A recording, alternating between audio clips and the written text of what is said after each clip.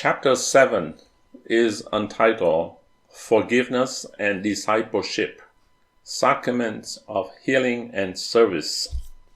What do we expect you to learn in this chapter? First, what are the sacraments of healing and service?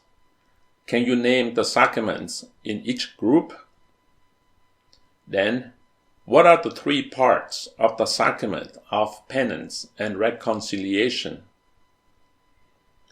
Then, be able to explain the three essential elements of the marital promises given in the sacrament of matrimony. Then, be able to identify the 3 degrees of the sacrament of holy orders. And last but not least, know the meaning of the words confession, penance, penitent, penitential rite, and viaticum. So let's start to learn. Remember the 3 groups of the sacraments?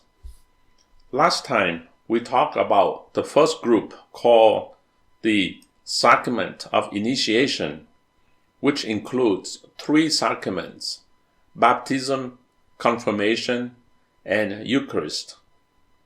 Today, we talk about the second group called Sacrament of Healing, which includes Sacrament of Penance and Reconciliation and Anointing of the Sick. And the third group called Sacraments of Service, which includes Sacraments of Matrimony and Holy Orders. The 3 parts of the sacrament of penance and reconciliations are contrition, confession, and penance. Let me explain a little bit of each of the parts. Contrition is the act or virtue of sorrow for one's sins.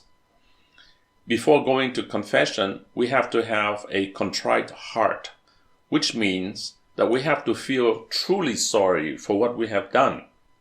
Without contrition, the sins are still there after you confess.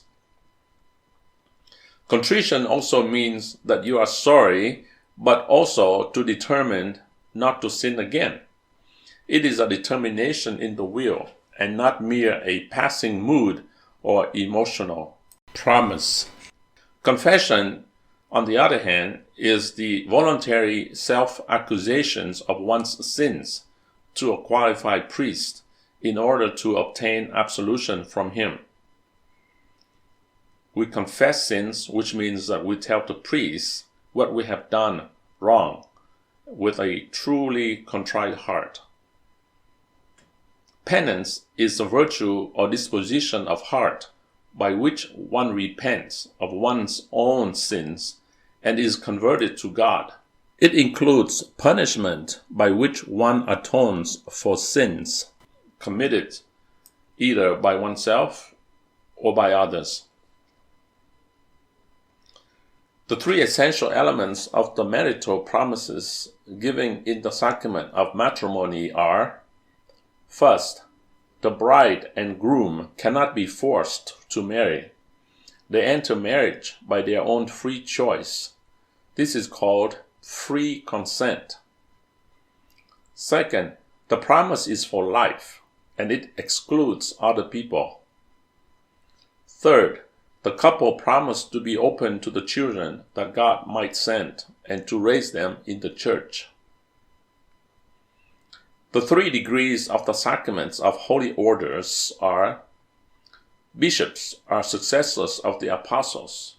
Together with the Pope, the bishops of Rome, they share the responsibility for the apostolic mission of the universal church.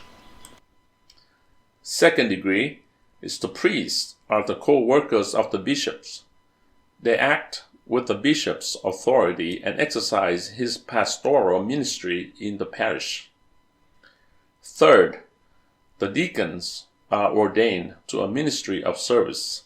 They assist the priests in preaching, baptizing, witnessing at wedding, and assisting at Mass.